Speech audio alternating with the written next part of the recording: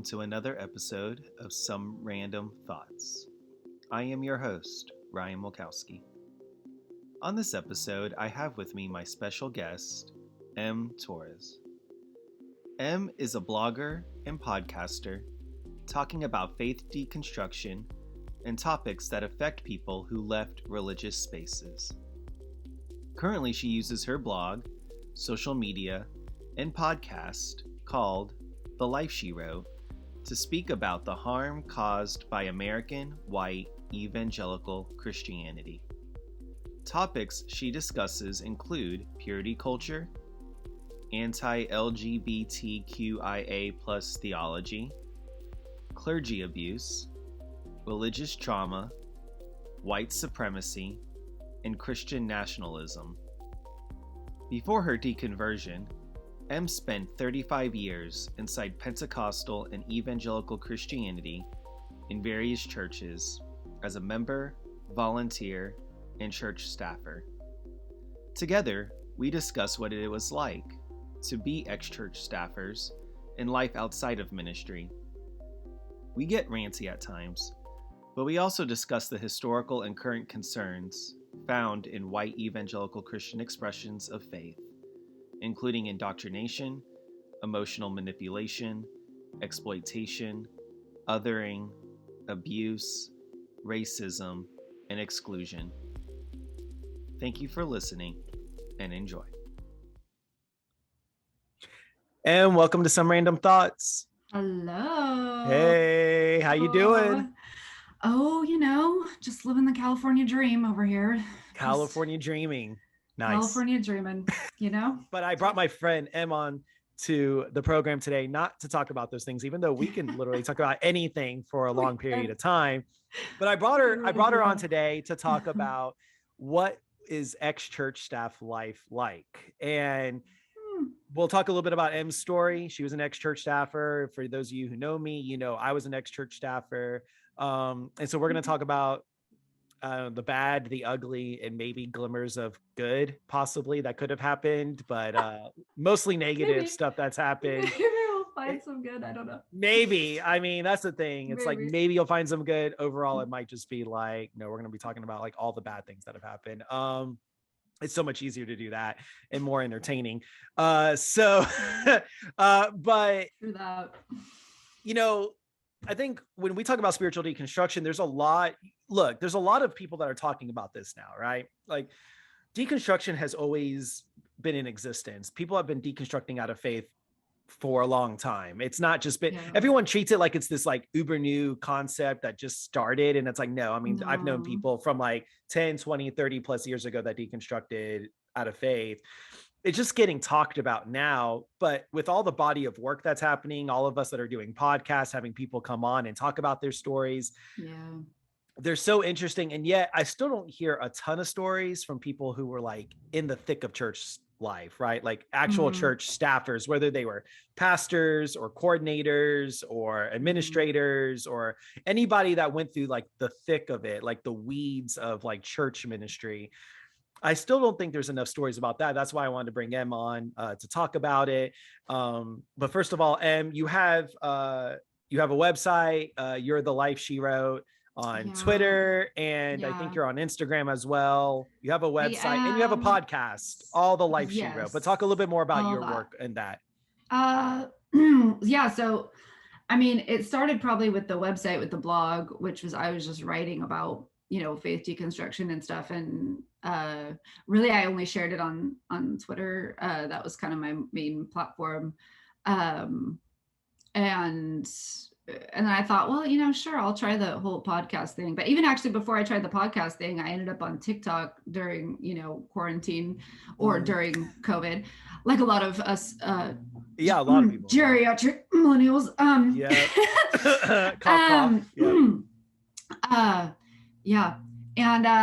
kind of got lost down the TikTok rabbit hole and realized that there was like this whole other like evangelical community on TikTok that didn't even know that those of us on Twitter existed, which I thought was kind of funny. It was almost like these two parallel universes. Right. Did a few TikTok videos, and I'm really terrible. I jump from one platform to the next. I don't keep up things very well, but like my Instagram is kind of like, it's there, it's connected to the blog, podcast and the blog. But yeah, the podcast was just something I decided to do last spring, and I talked to a couple people about it, and they were like, yeah, you should do it. And I was like, really? Are you sure? Like, I don't know. Like, I was like, really? Someone wants to like listen to me talk? I don't know. And my husband's kind of nerdy. Like, he knows all the audio, video, technical stuff. And so I was like, I'm pretty sure, you know, so I asked him about it, and I was like, hey, do you think he'd be able to like show me enough stuff so that we could, he was like, yeah. So I started like learning how to edit my own episodes in GarageBand, which I kind of hate, but I'm too cheap to do something else. And right. So yeah, it just kind of went from there. It started actually with a series on purity culture. So like a lot of times I get asked to talk about purity culture stuff, which I think is funny because I'm like, that's like literally the first time I'd ever talked about purity culture on my blog was when I wrote that series. And it's an excellent series, by the way. Oh my goodness. By the way, you. I was gonna mention, if anything else, please go check out her series on purity culture. It's really, really good overview, broad overview of the different nuances of purity culture. No problem. But no, it's funny. Yeah. So a lot of people ask me to talk about purity culture, which I think is amusing, but I don't know. I kind of started it just wanting to talk about all different aspects of, you know, deconstruction. And like you said, there's a lot of us in that space now, but at the time when I started it, there were very few women in that space. I mean, it was really just like, you know, Karen and Bonnie over at Deconversion Therapy, and I don't even know who else. I mean, there was hardly, you know, I mean, there were a lot of other women in the deconstruction space writing or doing TikTok videos or blogging, but not the podcast genre specifically, you know. Gotcha. But you're doing it. And shameless plug, I got the honor to be on your podcast, and it was a very, very good conversation. One of my favorite episodes. I get more feedback about that episode than like, I mean, people text me after that and message me after that, and they loved it. You were amazing. That's humbling. Humbling. No, it's so great. It's so great. But I'm happy to have you here, and our conversation is going to be a little bit more focused on ex-church staff life. Why don't you tell the audience, for those that don't know, a little bit about your background in the church? Like, talk about maybe your conversion a little bit, and then specifically what led you to go into like ministry. Like, what was the desires or the pulls or the mechanisms of that happening? Okay, I'll try to be very quick. I grew up in church. I have no conversion memory really to speak of. I was told that I asked Jesus into my heart, quote unquote, when I was probably around 5 years old. I don't know. That's just my best guess. My long-term memory is kind of crappy because ADHD, but I grew up in church. My parents were never, they never went to like seminary or weren't like licensed pastors, but they were always lay volunteers my whole life. So they, when I was growing up, like in elementary school, they taught, they led like they called 4th to 6th grade, like youth group back then in the 80s. And so they led that age group. You know, my mom talks about, you know, taking kids to camp every year on the church bus. And I think she tells the story about like on her 30th birthday, she was stuck on this broke down bus in the middle of summer, like on a highway in California trying to take kids to camp or something, you know, like she loves that story, you know. And of course I was just a little kid because my parents got married super young. My parents met in little Assemblies of God church and dated there in high school and got married really young. And they've both just done some kind of ministry their whole life. Most recently, they just moved from California, and they left behind a group of young people that they were doing ministry of like a college age, I guess you could say, like young singles. You know how that like that weird, I'm sure we'll talk about that at some point, that weird age group that churches like to ignore. So I was proud of them for, you know, taking up the reins for that group of people. You know, I mean, they really, and they had a heart for it. They loved it. And they all came and helped them pack their house up and move, you know. I mean, it was, you know, there are some positive aspects. Like you said, like every now and then there's like glimmers. There's that glimmer of good, like glimmer of just genuine humanity and being compassionate and empathetic. Yeah. And I like think helping someone move is really sweet, legitimately very kind. And, you know, and my parents really, I mean, they are legitimately kind people, and I do love them. And, you know, but they do legitimately believe what they believe, and and both can be true, and both can be true. We can hold both of these truths to be self-evident. That's right. That's so right. I guess how I ended up in ministry, I mean, other than, you know, being a female growing up in the church, you know, your hopes and dreams are basically tied up in becoming like a wife and a mom, you know, and I'm sure a lot of women who grew up in the church feel this way. I'm sure your wife can relate. And yes, very much. That's kind of, you know, like your focus. But I do have this one moment of kind of clarity. I remember from being, I think I was like a senior in high school. I was like 17, and I hated like prayer time at the end of service, like altar calls. I hated that because I always felt so disconnected. I never felt like, I always looked around at everybody else going like, I'm not feeling whatever they're feeling. Like, you know, the music, yes, always moved me. I was always inquired on worship teams, and that was like, that was a big part of like the ministry that I did for many, many years. But the prayer part, I just didn't really get. But I do have this one moment from like a service. It was like Sunday night service, because, you know, us AG people who do like our Sunday night services, you know. Hey, Southern Baptist here. So we did Sunday night too. Sunday night church, I was Sunday there night every church. Sunday morning, Sunday night, Wednesday night, any other time it was open. Yeah, that was me. And I remember this one moment of clarity at the end, you know, where they asked like the worship pastor like asked anybody to stand who felt like they were called to ministry of some kind. And I remember standing up, and I do remember it feeling like some kind of like, I don't know if you would call it like out of body experience. I don't know. I guess it was just like a spiritual experience. And I stood up, and it did have meaning for me. I still don't even understand it now to this day. I don't know what meaning it holds for me now, but I do remember that moment. And I ended up later on that, you know, probably just a few months later is when I end up like applying and going to college. I went to Vanguard for 1 year, which is a private Christian university affiliated with the Assemblies of God denomination in Southern California. Okay. I went there mostly to sing because they had a really prolific music program at the time. I don't know, maybe they probably still do. But it was really expensive, and my parents were like, we cannot take out these loads every single year. Like, there's just no way, you know, I mean, and so at the end of the first year, they were like, you know, this is, you know, you need to just come home and go to junior college.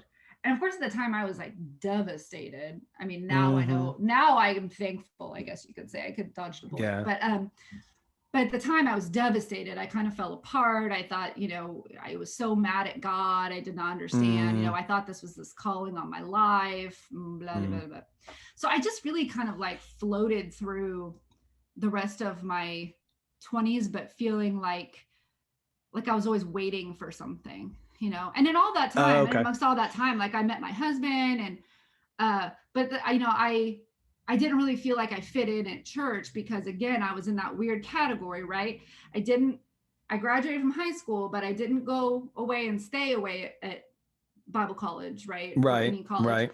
Yeah. But I wasn't dating someone who was going to Bible college or even going to my family's church, or even of the same belief system. So I felt very out of place because I felt there was we had like a little college Bible study group or whatever. But of course, those groups are like kind of the stragglers. There's really literally the only thing you have in common in those groups a lot of times is just that you don't fit anywhere else. That's not really something to have in common. You know what I mean? It is in some it's not a good like rally the people like for a common purpose kind of motivation. Yeah, because sometimes the age difference can be like 10 years between people in those groups. Yeah. And sometimes you're even in a very different place in life. You know, some people already have careers. Some people are just still really, you know, like 20, 22, trying to figure out their life, you know. Yeah. It's a really weird place to be in. So I was kind of like lost. And then my husband ended up going to Fresno State. And because of the job I had and some weird stuff that happened with that job, I ended up moving to Fresno. And so we got engaged, and then we just kept living there, and we were engaged. We found this church. And I won't drop the name of the church on the episode, but we found this church, and I mean, I'll talk about it plenty. I'm just not gonna. She's like, I'm just not naming names, but I'll talk. I'm just not gonna play that game. Yep. But we found this church and we visited. I think it was on Easter because we were like, he grew up Catholic, my husband did, and we both were like, it's Easter. We feel like we should be going to church. You know, like we had that like nagging guilt thing. You know. That someone from my past would tell me is the Holy Spirit telling you that you should go to church. Yes, really correct. But really, it's just guilt. Internalized guilt. Yeah. Internalized guilt and shame. Yeah. Yeah. Yeah. So we found this church that we really liked.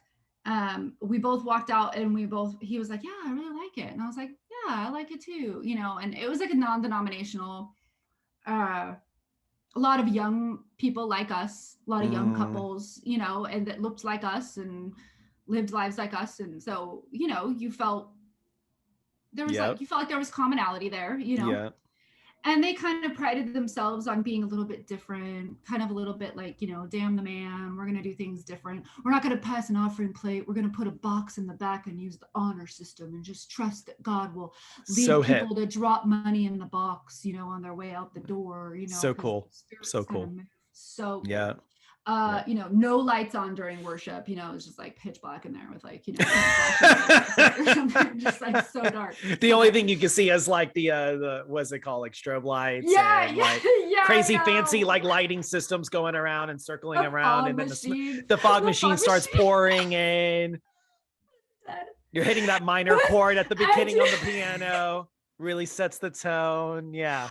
I do remember my husband saying that first time when we left, he's like, I think my only complaint is just, it was really loud. Like, was worship really loud to you? Like, it wasn't like, just you, or did we just leave like a rock concert or whatever? Yeah. Which that part he wasn't, you know, very used to, obviously, coming from a Catholic background. Yeah, no, I don't know of many Catholic churches that are doing like the rock worship set. You know? I don't like the crucifix behind and with like the, I mean, he was only table. Right? Like he was only born a year behind me, but like, I mean, he'd never been to a Petra concert. Like he didn't understand. Anyway. He just didn't understand. So he just not gonna blame him. Not gonna blame him. Right? It's okay.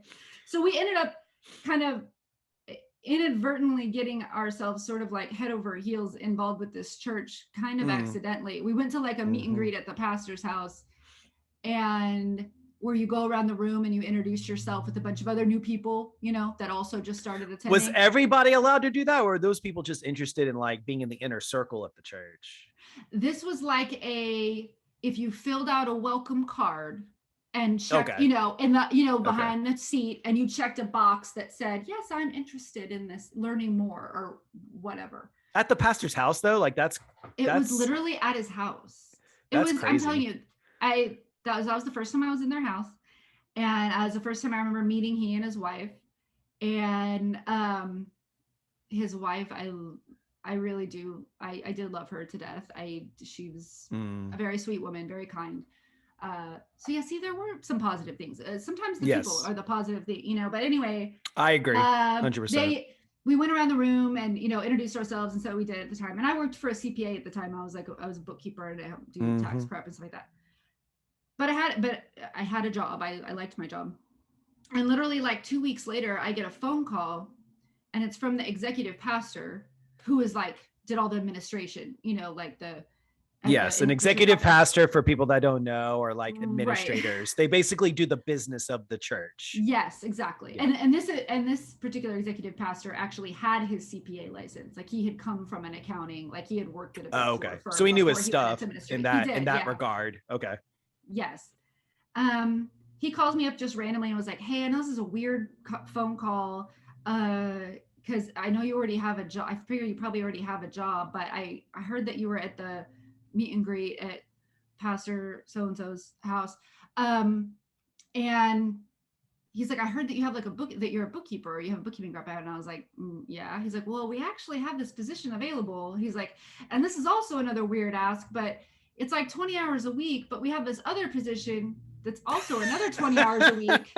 I know, right? I know. Let's cobble together 40 hours a week for you. Where we're going to launch this new campus, and we need like a kids ministry coordinator at this other campus. And the campus happens to be on the side of town where you live. Because I don't know if people know about the Central Valley, but Fresno and Clovis is like, they're really spread out. Like so, I mean, you know, you can grow up in like one corner of Fresno, and you'll have maybe even never been to the opposite corner of Fresno, because it's just so It's that spread out. big.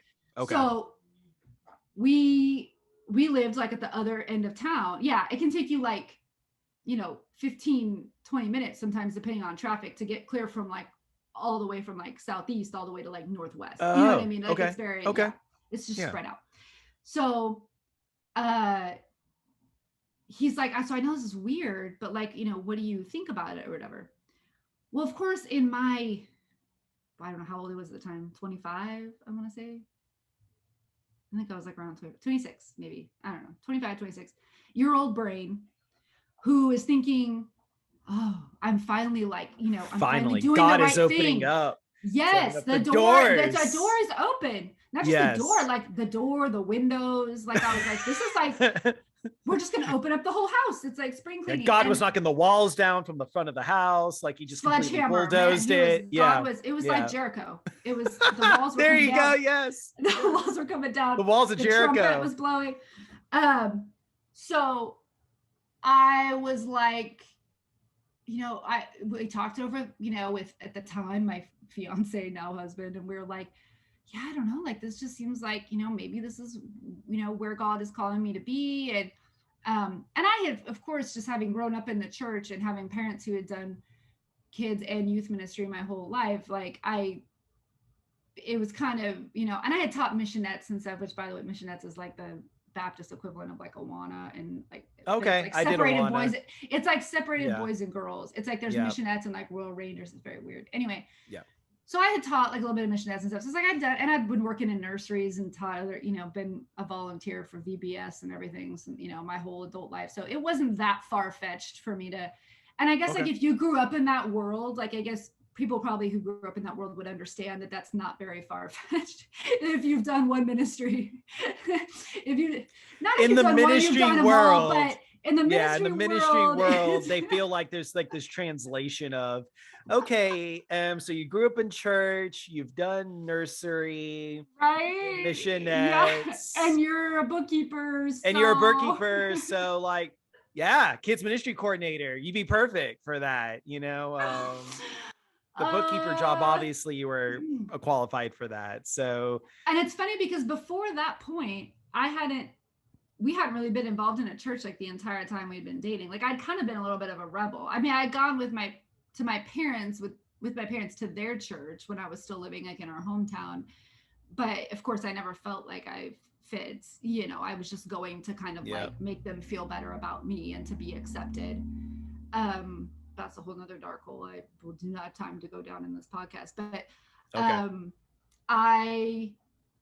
so I went in for an interview for this job, and it was the executive pastor. The lead pastor wasn't even in the interview. It was the executive pastor, the guy that was going to be the campus pastor of this new campus they were going to launch like in our neighborhood, and then the financial administrator, who was also like an accountant. She had worked for other accounting firms. Yeah. And I flat out said to him in this interview, and this was me at like 25. So I don't know, maybe this was like before I even knew what deconstruction was, like I already was just kind of like, I told him, I was like, I don't even really like church people. I mean, that's kind of like where I was in my life. Wait, you said this in your interview for a church position? I did. I was like, I don't really like church people. So I don't even know, like, if you really want me, like, I haven't even been like involved in a church for like, and they were like, perfect. Neither do we. What? Because that's how hip and cool they were. They were hip and cool. Right? Man, I don't even know how I feel about that. They were the rebels. That's they so were like, weird. They were like, we are different. We are not, we want to go against the systems. We don't vote on things in this church. We don't have membership.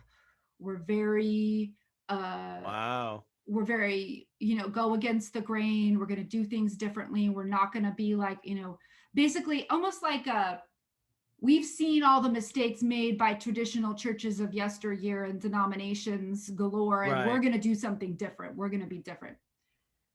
And I bought into it. I mean, I bought into it like hook, line, and sinker. My husband did too. I mean, he bought into it so much that like a year later, he was like getting baptized in a pool at Fresno Pacific University on like a Sunday afternoon. I mean, like it was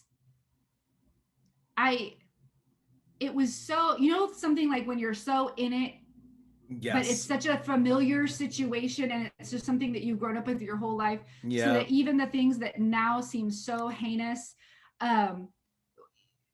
at the time you're so kind of glazed over. Yes. Like, I hate to use a biblical reference, but like now it's like the scales falling off your eyes kind of thing, you know? Yeah.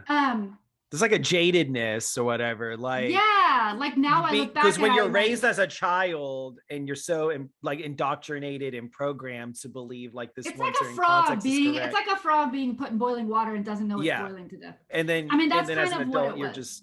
you're reacclimating to that environment. Yeah. I was literally just kind of like, okay, you know, if I'm going to live this life and I'm going to believe these things, then I have to.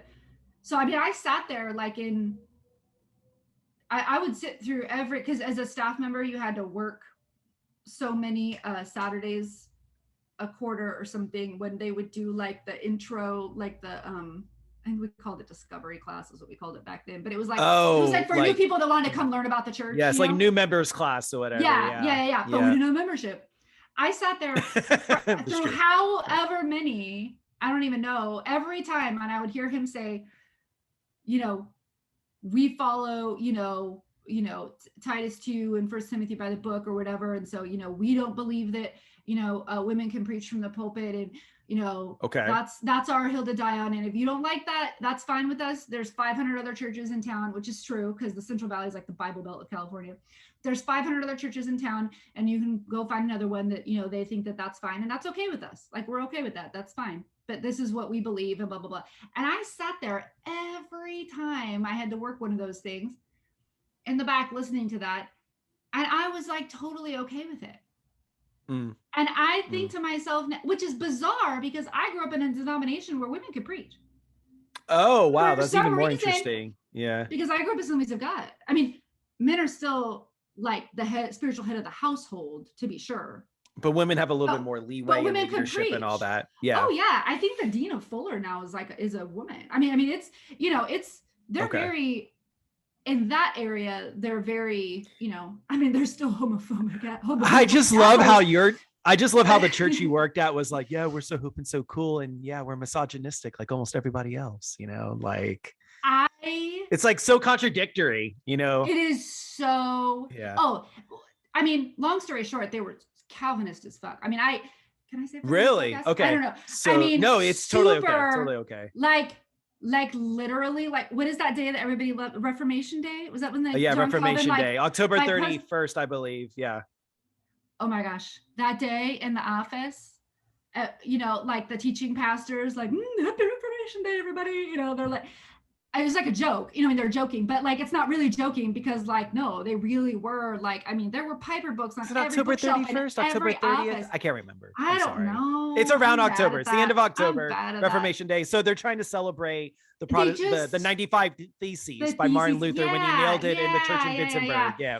Like, so it was just very Calvinist, very like. So like sola scriptura and like. Very like the tulip, like the five, like total depravity, like unconditional election, limited atonement.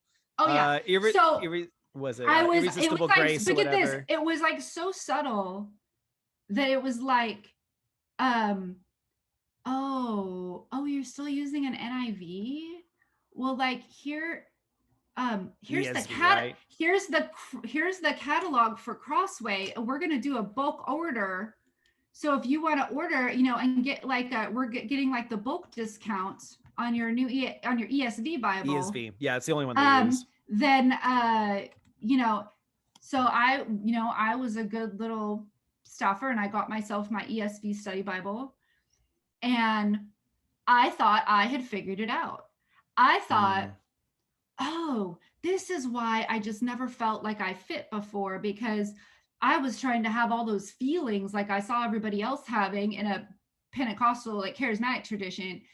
But really, I needed to just be studying more, and I needed to just know the right information. I needed to know the historicity of Christ and of the Gospels. And I needed to because I mean, really, I was kind of, for growing up in the church, I was actually biblically very ignorant until that point. Like, I didn't even know that the Old Testament, like, wasn't like in order chronologically, like in the Bible. I mean, I didn't wow. know. Okay. Like, because you aren't taught that stuff in a denomination that's all feelings based and charismatic. Oh, And, good point. It's not important. Yeah, that's a good point. It's just not important.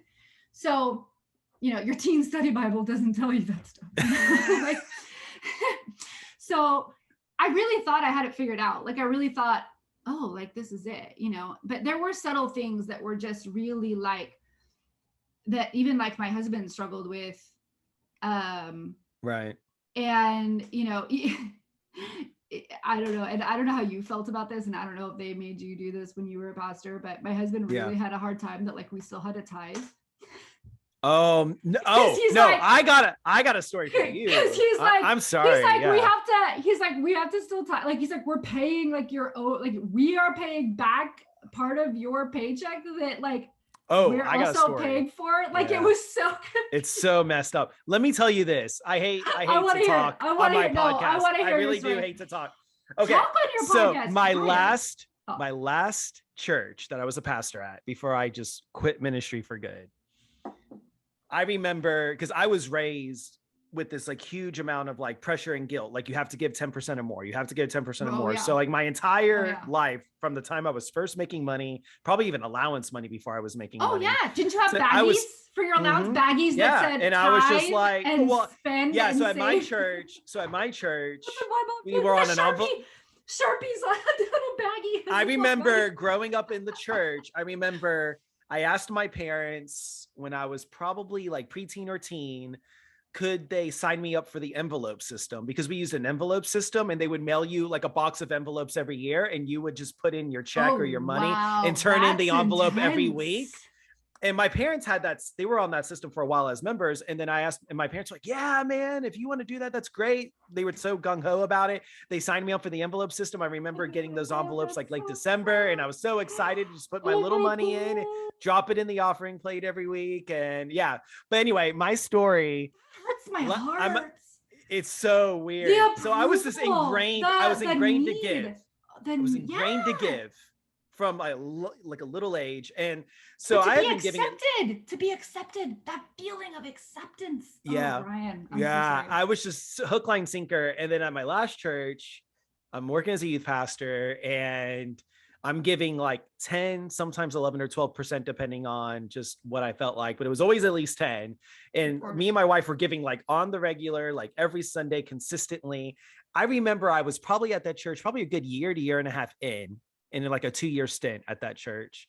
I remember one day, during that time when I was at the church, we had been losing a lot of membership because we had a pastor who was like uber conservative, very intolerant. And this was a Episcopal church, and historically the Episcopal church is very liberal and very open and affirming and welcoming. We were like the redheaded stepchild. We were like that one conservative church in the greater Atlanta area that was just like very intolerant, like not open, not affirming, non-welcoming. Like it was very like rich and very wealthy and very white and just like a really, really hard context to be in. But anyway, I remember being at that church. We're losing a ton of membership, desperate, like, they're asking people to give, like we got to get giving back up and stuff like that. I remember the accountant at the church and the church administrator calling me into their office, and they were like, Ryan, swear to me that you will not tell a soul about this. And I was like, about what? About the giving situation. I'm like, why do I even need to know? And they're like, because we feel obligated to tell you something. And I'm like, okay, what is it? And they were like, Ryan, we know how much you make, which was not a lot. Obviously. Making very little money. And at this time, I had already had several years experience. I had a Master of Divinity. I had postgraduate training, all this stuff. I was making very little money. They said, we feel obligated to tell you that. And they were like whispering like this. They were like, you make this amount of money, right? I'm like, yeah, I know, I make shit money. And they're like, okay, yeah. But besides that, we know. We see that you're giving like 10 to 12% every week. We just felt like we wanted to tell you that you're in like the top 1% of givers in the church. And I'm like, top 1%? I'm like, we have literal millionaires in our church. We have like doctors and lawyers, and like we had a couple like wealthy, like famous people in our church and stuff like that. And they're like, oh yeah, they don't give like anything to the church. On average, they're giving like $200 to $500 a year. I was giving like thousands of dollars of my little salary a year to this church. And I find out the average giving was $200 to $500 a year per member. And I'm literally giving thousands of like very little money that I had. What in the? And I was like enraged. Oh, and on top of that, I found out that none of the pastors that were on staff, because we had 2 rectors, they call them rectors in the Episcopal Church. Oh, okay. Both of them weren't giving a cent. Both of them did not tithe at all. And they were making considerably more money than I was. Well, I know one of them was making 6 figures. The other one was making, I think, high 5 figures or something like that. What? They told me they gave zero money. They tithed $0. And here I am working God knows how many hours, because, you know, youth pastors, they work a crazy amount of hours. You get paid nothing. Yeah. And I'm giving literally thousands of dollars of my money every year. What? And I was so incensed. It literally was like impossible for me to like disentangle. It's like once you know something, you know something, and you no matter. And you you can't unknow it. You can't unlearn it. Yeah, no. They set me on a path to like leave that church literally like 6 months later, and that wasn't the reason why I left the church. I left the church because of a lot of other shitty reasons, but like that just it should have been. It threw me for a loop. I told my wife was pissed. Oh, my wife was pissed when she found out, and she already like did not like the way the church was going. Like she liked the people and I liked some of the people, but like we just not like being in that environment. Like we were miserable. Yeah. And so, but anyway, I just had to share that story because I was just so incensed with like, first of all, okay, you're struggling with giving because nobody gives. And like, I'm giving, it's just like, wait, do you guys like not talk about this, or do you guys not feel invested about this? And then the same people that like don't give are the same people that complain constantly about like the things that you're doing. Oh, why don't you do this? And why don't you do that? Well, because my budget is like next to nothing because no one wants to give money to do things. It was just like, it's just unbelievable. And that's just one of like many horror stories that we have about just working in the church. Like the exploitation is horrible. Yes. Did you go through that? Did you go through like hourly exploitation? Like, did you get paid hourly or like salary or like? Oh, it was hourly, but I mean, but no, it was, I mean, I had so many hours I had to put in, but no, I guess technically it was salary because I didn't like punch a time clock. I didn't like turn in a time sheet. And yeah, I mean, and we were doing church in a box. We were in a building, you know, we were like at a high school. So it wasn't just showing up and doing your job. It was showing up, setting up, doing your job, tearing down. So it's all also day. Trying to keep volunteers. Oh yeah, it was a whole thing. I mean, my husband, talk about abusive time. Like he wasn't on staff, but he still showed up. Oh, my wife too. He was there helping me set up and tear down, especially because we didn't have kids then, you know. Yeah. My husband would cover in the nursery. He'd cover in like classrooms. We didn't have teachers, you know, on Sunday morning. Yeah. My wife too. Yeah. But when you're in it and that's the only life that you knew. Yeah. You're basically taught, and I think it was Joe Lumen who's talked about this before, that it's like you're basically taught that this abusive behavior, this abuse of your time and your finances, but you're taught that that is love. Yes. Like you're taught that you are showing a form of love. It's selflessness to your God and to your church. That's how you are expressing your love and your devotion and your faith. Through basically sacrificing yourself, because Jesus sacrificed himself for your sins to give you eternal life. You could sacrifice your time and your finances and your relationships and your mental health and all that for him. Yeah. I bought it. It really is a mind fuck. Oh, well, yeah. It's a mind fuck. I think yeah, just the abuse of time and just the abuse of being, sucked into that sort of mindset. It's funny. I was just having a conversation the other day with somebody completely unrelated to this world who grew up in a Baptist church scenario. And this person is a person of color, and as is their family. And they were telling me about their mom and how their mom, how much their mom does for the church, and how much of their time, how much of her time she volunteers at this church that she belongs to.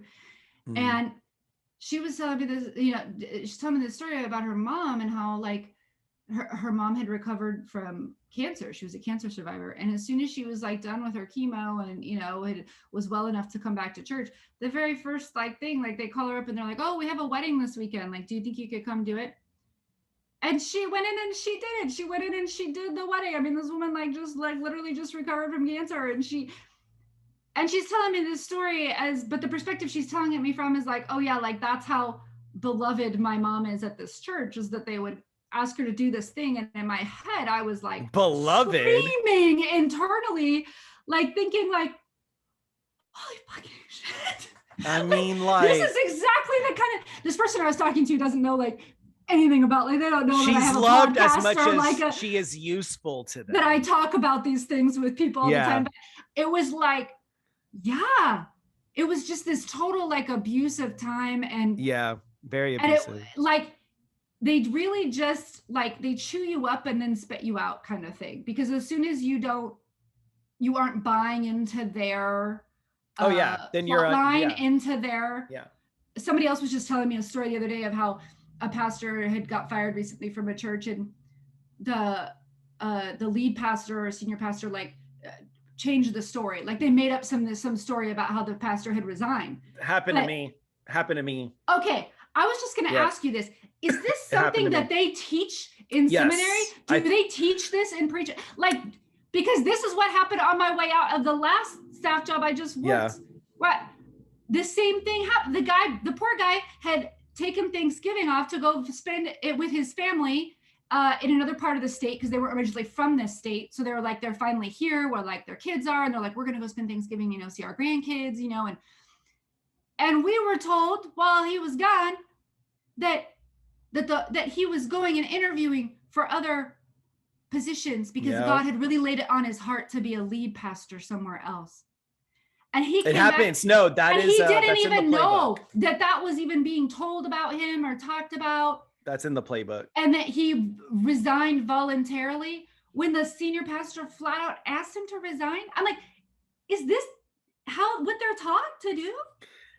No, we're not taught that in seminary, but I feel like it's weird that I hear the same exact it's in the story. Unwritten playbook. Well, listen, you have to understand, I think the majority of pastors are narcissists, and so I think it's not taught in seminary, but it's a narcissistic it's like a personality quality trait. It's a personality trait. It's like, right. I'm a narcissist, but I need to present myself like I'm not a narcissist. So the way that I do that is I make up stories to cover my abusive behavior and my narcissistic behavior. So one quick story is I was at a church for like 6 months.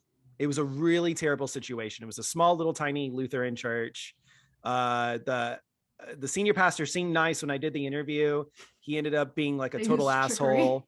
Like he was a total asshole, was very domineering, very know-it-all, like his way or the highway, didn't allow for collaboration or anything like that. Like my last boss, was a very like toxic control freak, right? Like he was a control freak, micromanaging. Oh, I know the type, very narcissistic. And there were like a couple of good people from that church that I still talk to this day, kind of on an acquaintance thing, but totally.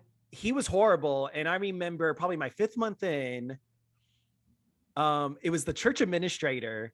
These church administrators have been like heroes in my life, because they've told me things that I didn't know was going on to get me out of situations. Cause I guess I was that respectable that they were like, no one deserves to be treated this way. So a church administrator told me, by the way, I just need to let you know, Ryan, that, I would resign. And I was like, why?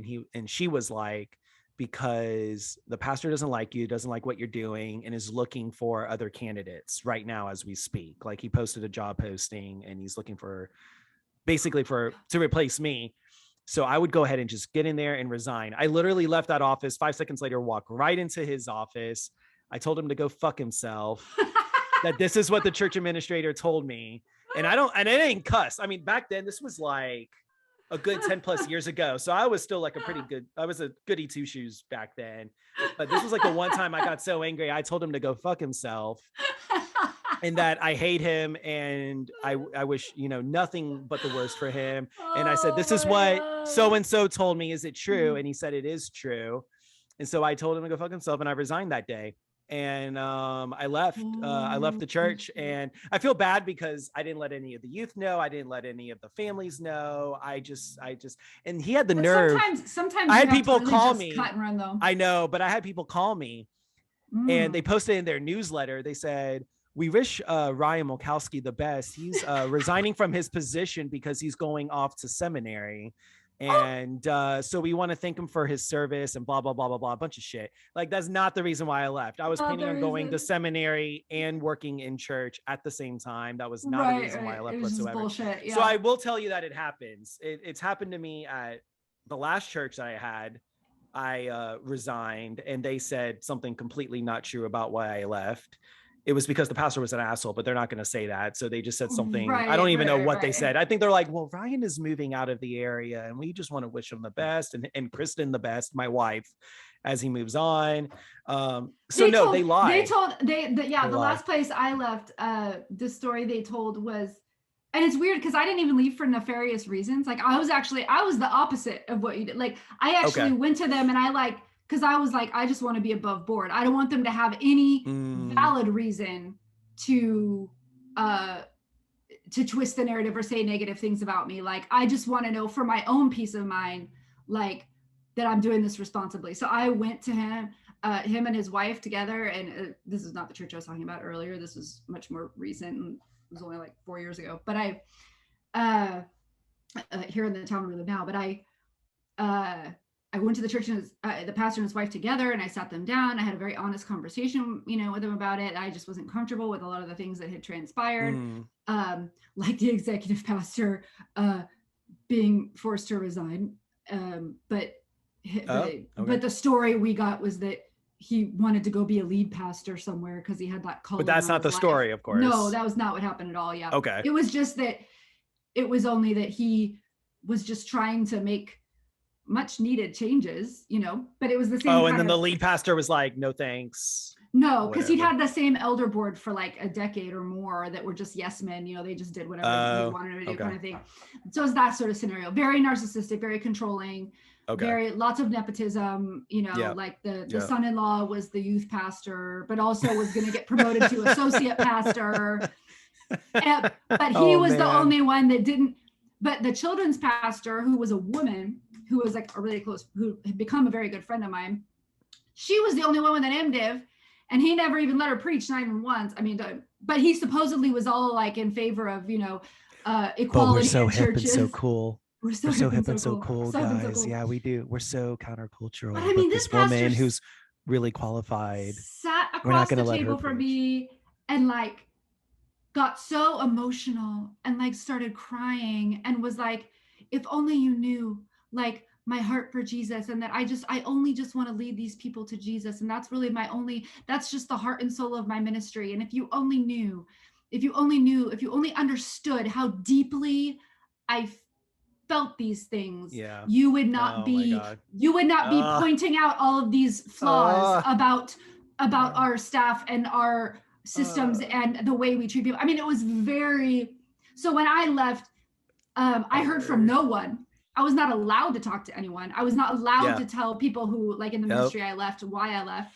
Yeah. And I think I had like one person reach out who stayed in touch, and like we're still kind of friends on social media, but it's not like, I was told the same thing at my last church. They said I wasn't allowed to talk about the reason why I left, and I said like, Right, screw that. And what I did is I wrote a blog post and I posted it on my social media, and a ton of people from the church read it and got the truth. And they told everybody yeah. that I wanted to go be part of a smaller church, like a church. That was the reason they gave? I was used to. That was the reason. What? Such a dumb reason. They couldn't come up with anything more clever than that. I know. I was like, she wants to be part of a smaller church where they pay her even less than they already paid her. Right. That sounds like a really logical reason to leave. She wants to go do even more work for even less money. For even less money. With an even smaller staff. Oh man. She doesn't like having this big stuffy real building with real walls. She wants that sea container parked out back of a local high school. Right. She can take her stuff out every week and wonder if rats have eaten through all of her children's church material. That's what everybody wants. That's everyone's dream. That's what everybody wants. Like I setting up that pipe and drape every Sunday, that pipe and drape, so I can separate the room. Yeah, some of the reasons that like these churches come up with to like mask like the real reasons are so incredibly dumb. I feel like some people just really can't buy it. But I remember at my last church, like I wrote a blog post about the leaving because I was so angry. There was so much crap that went on, and I basically exposed everything.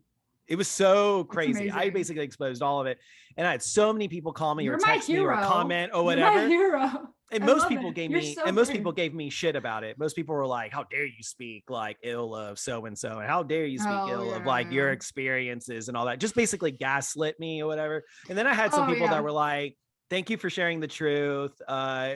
It's horrible what happened to you. You didn't deserve that." But isn't it like that every time you expose abusers in church? Every time that's exactly what happened. Well, that's not my experience with that person, so I don't. That happens with every kind of abuse in church. Yeah, even if I it's agree. Psychological abuse, sexual abuse. It doesn't matter what kind of abuse it is. Well, I've never experienced that with that person, so that can't be true. I think we should give them the benefit of the doubt because that's not my personal experience. I've never experienced that with him, even though I'm only there 1 hour a week. Right. And I shake his hand when I come in the door, and I shake his hand when I leave. I've never experienced anything bad like that before. So how dare you? And I'm like, okay, yeah, like you're just only trying show to up to church 1 hour. You're just trying to be divisive, and then all of a sudden, you're like Satan's tool. Yeah. That you're being used to stir. I'm Satan's tool anyway, because I'm an atheist. So everyone thinks I'm just like a godless Satan worshiping, Oh my gosh, right. Asshole, but that's fine. I mean, look, I'm godless in the South. It's not easy for any of us in the South to be godless, but it's it's a growing population. It's a fine line to walk down there. It's it's very hard.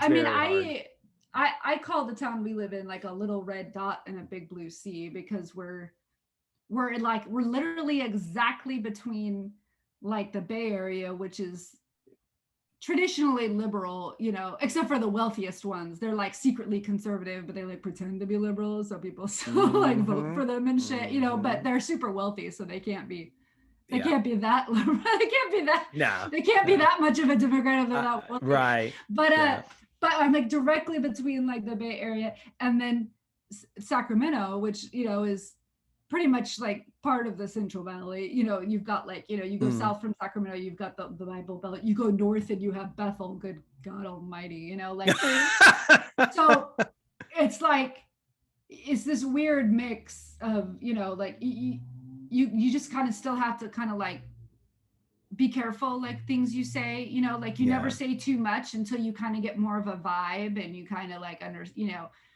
like, is this person safe? Like, can I, especially when you meet like other, in this phase of life we're in, we have little kids, and you're like, you take your kids to like the playground and stuff and the park or whatever, and you meet other parents. I mean, it's so hard because most of the time, like they go to the local mega church. It's like a thing. Yep. It's like if you are a young family with small children, therefore we must take them to church. Like, can we just can we just throw that out the window? Like, who came up with that? I would love you have young children, you must take them to church. It's like, it's very, very common here. Yeah. None of those stories are appropriate for kids in the first place. No. Second of all, like, why, like, don't you want them to have their own personality? Like, why are you like, I don't know. That's a whole nother rabbit hole. I can't. This is like one of my dreams. I think I tweeted not too long ago about like, I have these dreams. And one of my dreams was to open up like a humanist center, because I want to provide an alternative for like authentic community for people that just genuinely want community, but they feel the pressure of like, well, I got to go to a church to get that, or that's the easiest way to get that. But I want to create like an alternative for people that can have like those same experiences. Yeah, but it's like not doctrine, but it's not doctrine driven. It's not any of those things. It's just gathering. It's just a place for gathering, a place you to can meet support people one another. Who maybe not even are necessarily like-minded, but like different-minded. Just you know, like some place to go, like where people aren't all the same. You know what I mean? Like, I don't know. Like, I would really love it if my kids could be, you know, go and hang out, you know, with other kids who grew up like Jewish or you know, Muslim or you know, or Buddhist, or to learn about other, because they love learning about other kids who are different from them. I don't know why we want to keep sending our kids to all be in some place where they're only with other kids who look like them and talk like them and sound like them. Like, right. I know we were talking about this off camera, but my kid goes to a school where it's very, I guess the word you would say is multicultural. I mean, he is white presenting. His last name is not white because he's technically, you know, half Hispanic, but he is like one of only 3 white kids in his class. But he comes home so excited. The things he, you know, because, you know, like kids are funny, you know, when you're like, oh, like, how was school? You know, fine. You know, even like in first grade. Of course. Fine, Mom. Yeah. But the things he comes home telling me about that he just tells me on his own, it always has to do with other kids in his class and how they celebrate something differently. Oh, wow. And he's always so excited about it. Like, he's always so excited about, like, he's like, Mom, last month, this is like so precious. I have to tell this story really quick. I know I'm running out of time, but he's like, Mom, he's like, we learned about someone's birthday coming up, someone really special. And I was like, really? I was like, whose birthday? I'm like, someone in your class? He's like, no, Mom.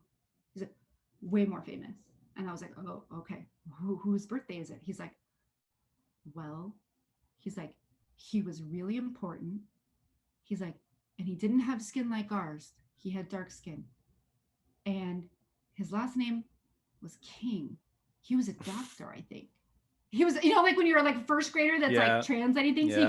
He goes, but Mom, he's not alive anymore. Did you know that someone shot him with a gun?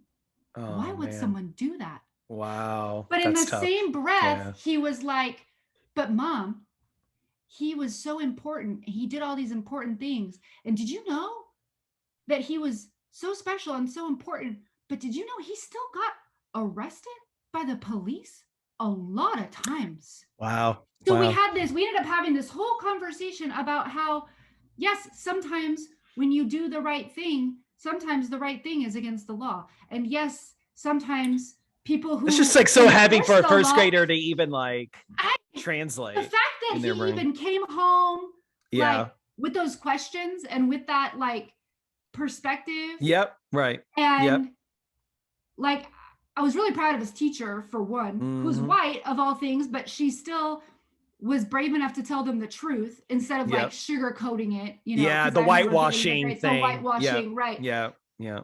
But I don't know, it was just like this coolest, you know. And then he came home yesterday and was like, Mom, did you know that it was Chinese New Year?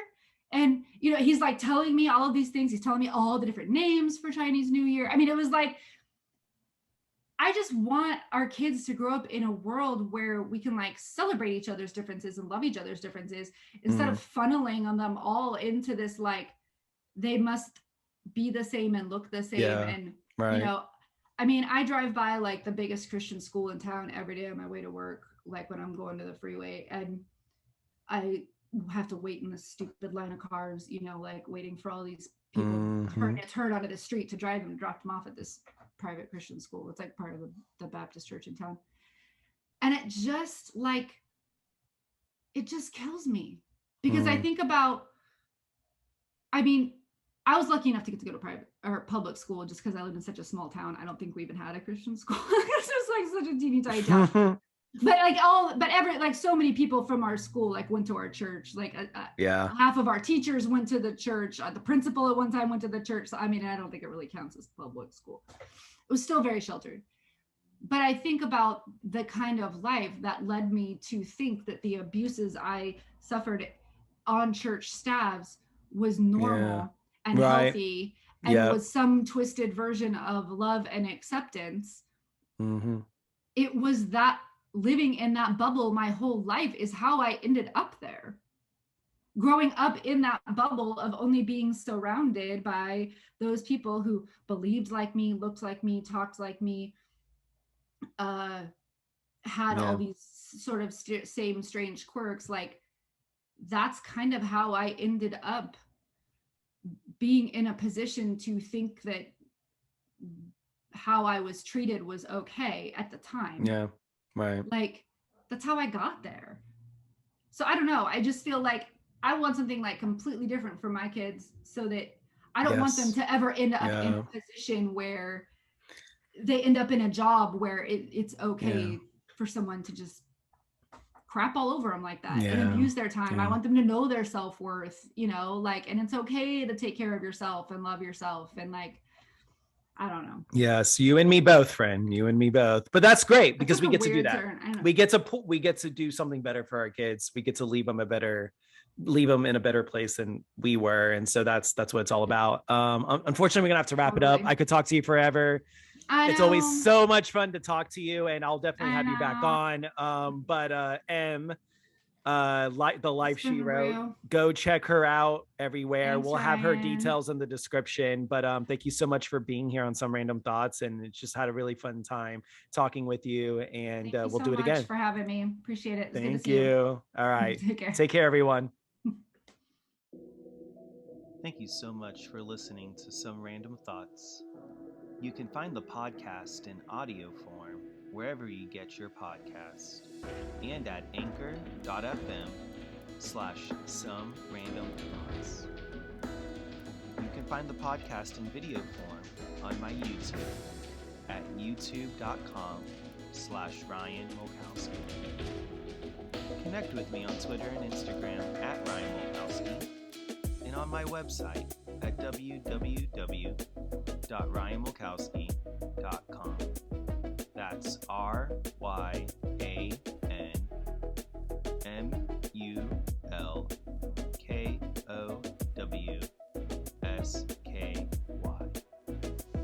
Programming now. This is a completely self-produced project, and the guests on this program have volunteered their time. So until next time, you have one life. Make the most of it.